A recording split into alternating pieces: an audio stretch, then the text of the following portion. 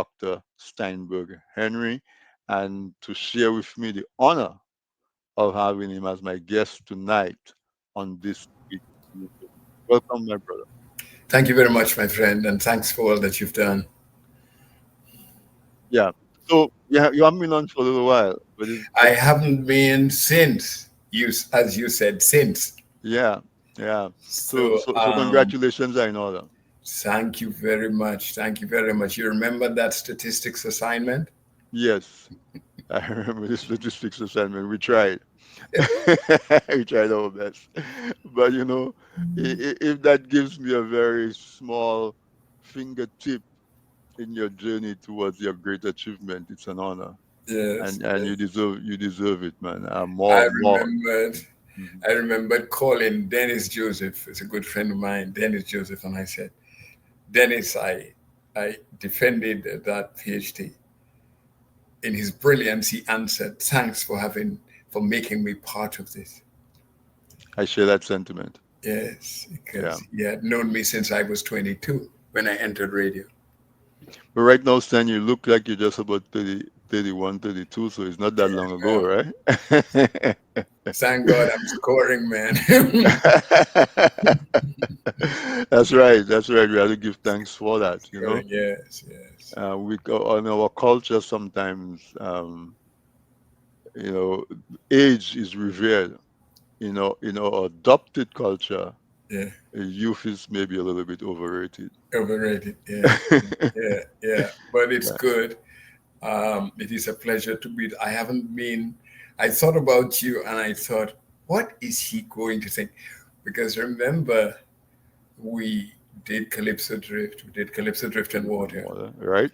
and then I'm wondering, hmm, this book it's not a post PhD book.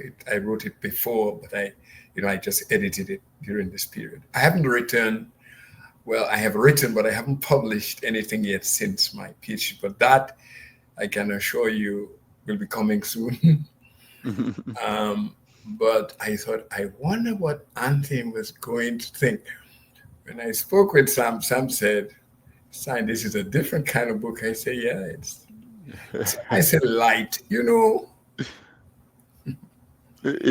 Yeah. Um, you may have written it. It's not post PhD, but it's a type of work that one does because they now have a little more leisure time. Yeah. Yeah.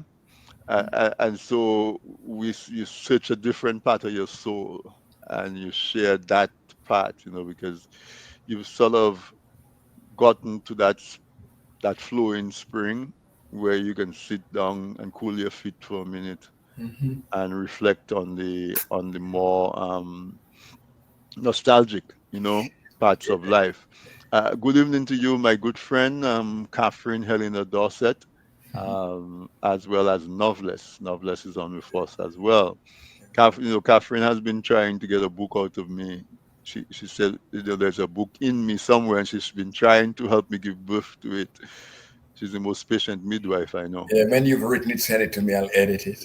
Awesome. Oh, well, now I almost don't have a choice yeah, to get an offer like that. But seriously, though, Stein, let's start to talk about Jolita because I think once we start to talk about Jolita, we're going to run out of time.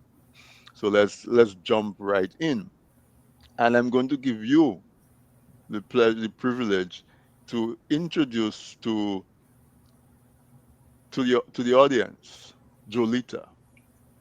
Who is Jolita? What is Jolita? For now, we know is the title of your latest book.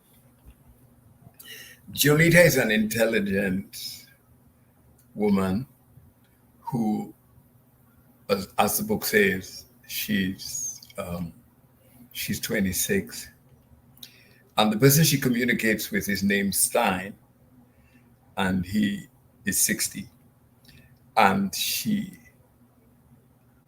shares. I described her as a Creole writer woman because she embodies the totality of care, friendship, love, the capacity for reflection on history, sense of culture, matters culinary, style. She has a love for children and for older persons. And she surely has a love and a concern for a man who's visually impaired, as I am. Mm-hmm. And so she comes into the book becomes interesting more and more because of who Jolita is. I remember saying to Wadix, the Creole master, that Jolita is a Creole writer woman. And so this is how I would like to present her. I locate her in a Dominican community or village. She tells me what she looks like, so we get a description of her. She describes herself as 5'2". She says she's not tall, she's 5'2", and she's not small either. She's thick, dark, Dominican girl, and she has dark brown eyes and hair that falls down to her shoulder. And she describes herself as your ideal Dominican girl. Mm. And so that is constructed. Jolita is so designed. She becomes a friend throughout.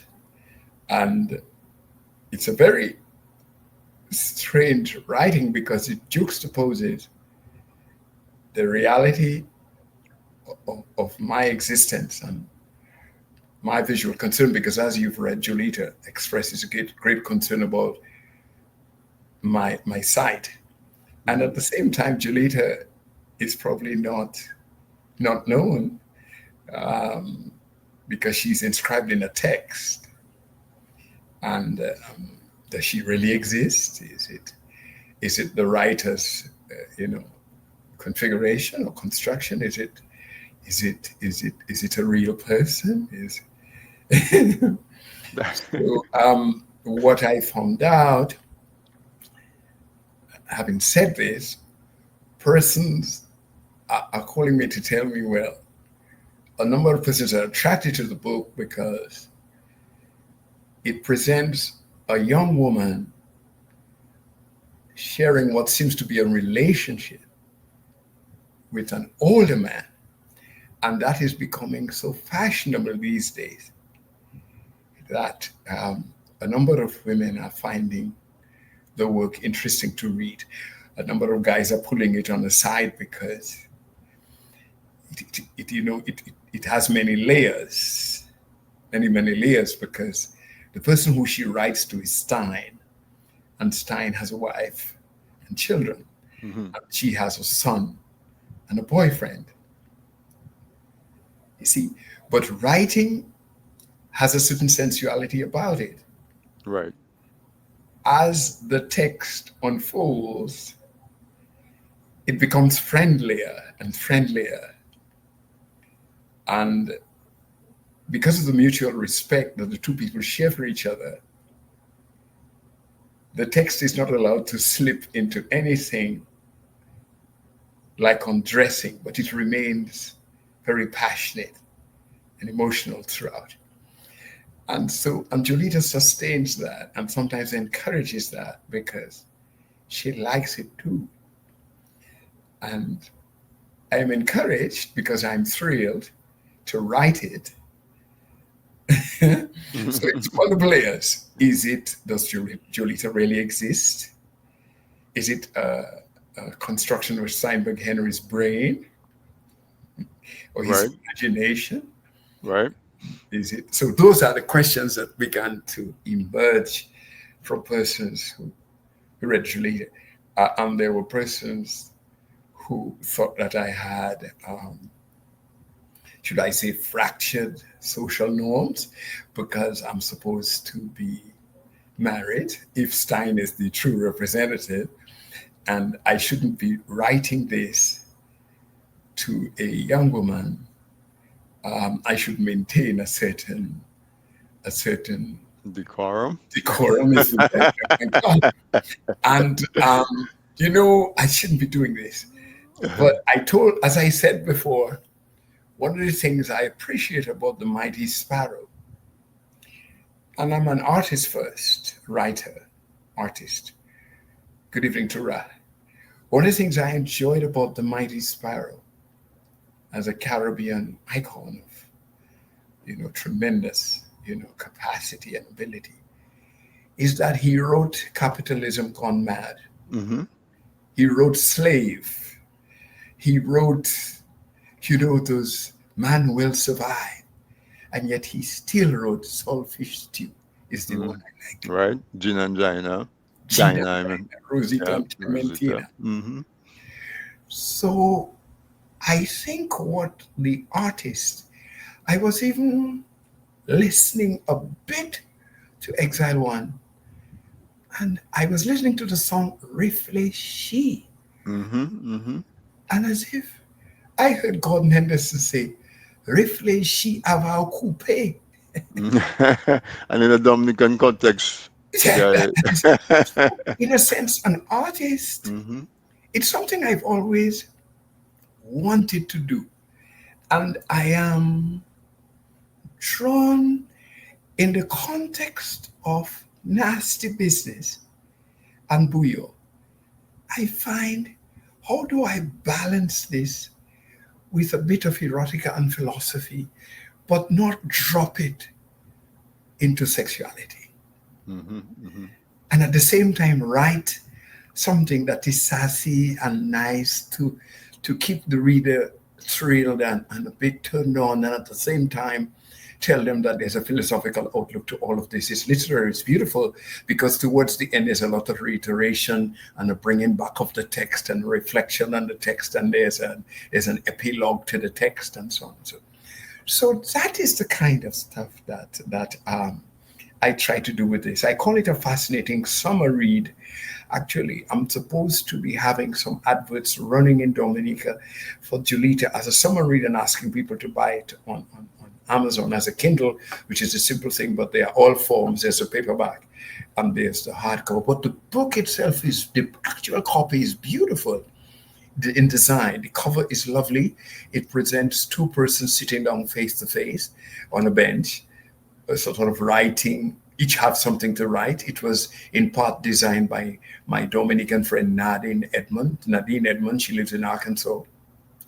And in the background was some sort of trees and some.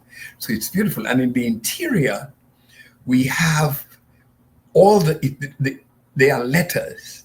So we have Jolita first writes me a letter. There's a date. And at the top of each letter, there's a fruit.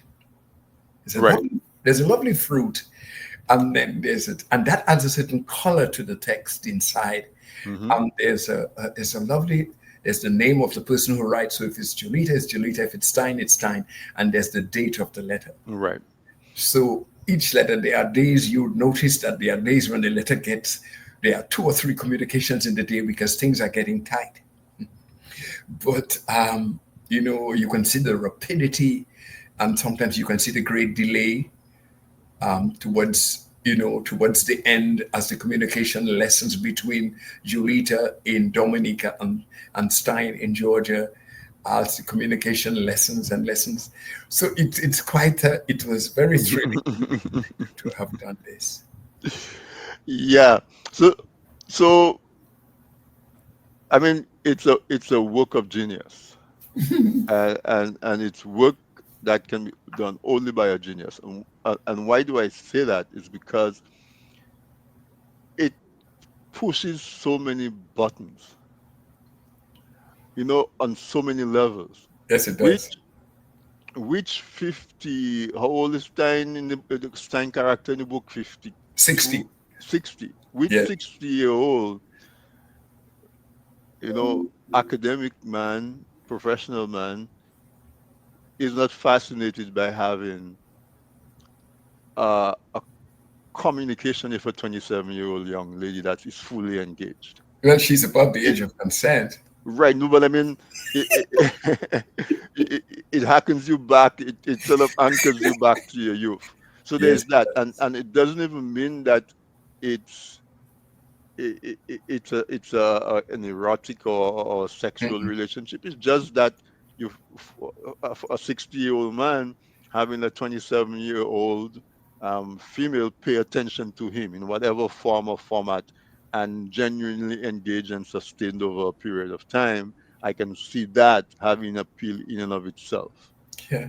Yeah. Then you come to the fact that um, all you have is a description.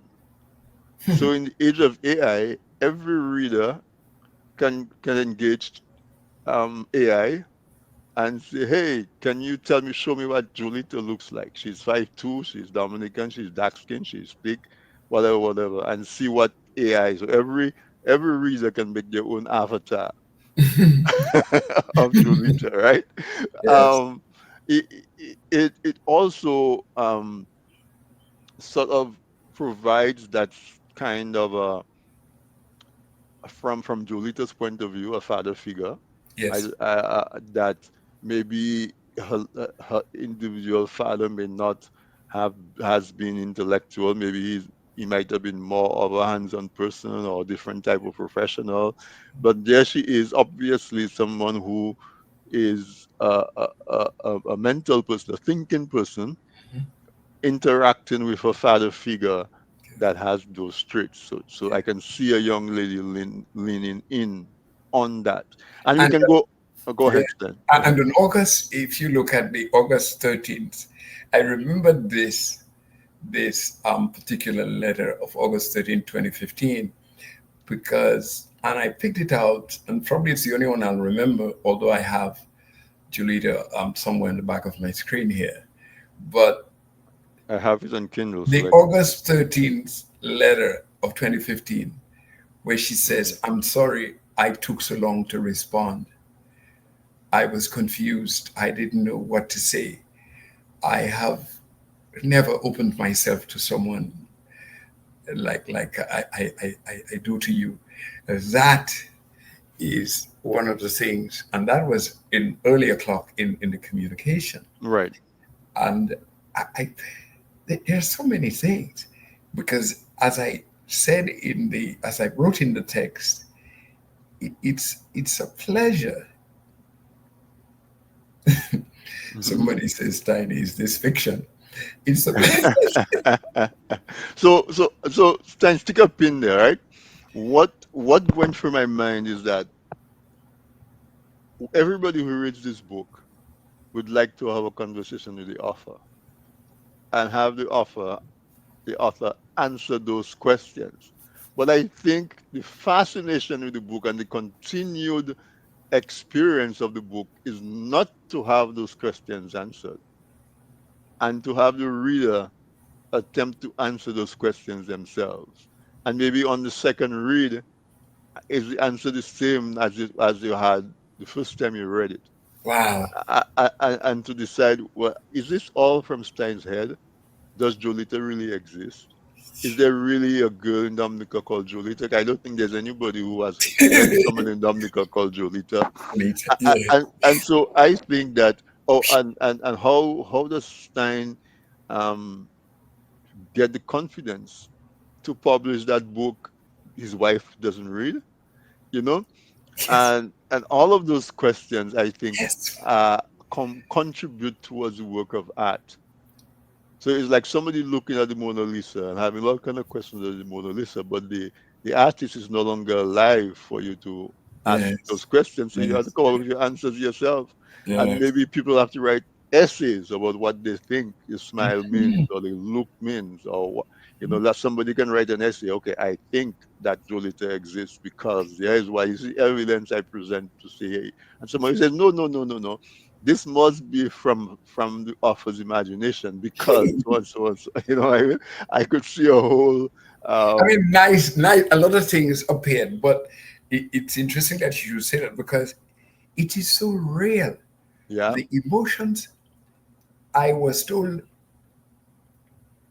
leave the idea, the question of whether it is fiction or non-fiction to the reader's imagination. Exactly. But the strange thing is the information is so real Right. that you wonder, does somebody really exist? Um, when the person says, I will be in the carnival band in a certain community in Dominica, and I hope to meet you there. Is that really real? Um, you know? And somebody goes back to Stein's old neighborhood and said, "Do you remember if Stein was in Dominica for Carnival in 2016?" Yes, somebody Right? say, well, yes, somebody may try to find that out. But then there are other layers of text. For instance, when Jolita says that Jolita, there's one part of the story that's interesting. We can't cover all the stuff. You have to Mm, read the book. of course. Um, there's one part of the text where after Jolita had written, and I had written, and Jolita had written, and I had written, and then Jolita wrote a note and told me that she's having a very dark day today.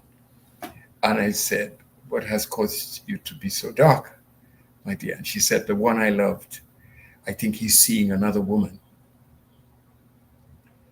So that is a powerful layer because here she is communicating with me from Derek Walcott's poem about the breast of the moon and stuff. And then her boyfriend, as far as she's concerned, walks out on her. And he is seeing another woman. And she's reaching out to me to tell me this is happening. And in my philosophical way, I'm trying to provide comfort. You know, the father figure that you mentioned. Hmm. So I'm no longer the guy who finds the 5 feet too thick attractive. Hmm. I am now the father figure because you realize the multiple roles that a person has to play. They are once your friend, another time your boyfriend, another time your lover, another time your father, another time your. And in this case, I had to be guiding her through, and she would tell me things like, she will never love again, and so, she is loved and lost, and I go right away to get that poem. It is better to have loved and lost than never to have loved at all. So there's a lot of literature inside of Right. the Right. text itself. Um, there's reference to so much, so much musical, overtures. She tells me that she's not particularly interested. She doesn't like the food. She thinks, and those are very important observations. Simple, but she doesn't like the food she eats. Those are she eats. It's just turned around, but it's about the same thing each time. She's experimenting with some Spanish things. She likes Spanish food. She finds it exciting. She doesn't necessarily like to eat vegetables. She thinks it's a mind thing, and she wants to. And so I asked her in one of the letters at the end, "Do you meditate?" And she wrote back and she said she's tried to meditate, but every time she tries, she has so many thinks, THINKS, and I found that word lovely, Hmm. and they get in the way, so many thoughts. And I write to say that I will one day. I hope I can teach you to meditate when we meet sometime. And she's fascinated about when we go. Oh boy, this is such. This is as Catherine Dossett says, this is delightful. Folks, we at the bottom of the hour, we're going to take a quick break. My guest tonight on This Week in Interview is Dr. Steinberg Henry. He is written in his own Steinberg style, a completely different type of book. Different in format because it's a book of exchanges. When we were young, before there was WhatsApp and SMS We had pen messaging, pals. we had pen pals. Yeah, so for all intents and purposes, it's a set of exchanges between two pen pals. Uh, a young man of 60 years. 60 years old and an even younger lady of who is 26. 27, and he their correspondence is captured and put in print and given to us to read and to ask all the million questions that it evokes and to stimulate the billions of thoughts that it stimulates. And so stay with us. When we come back, we're going to learn more about Jolita.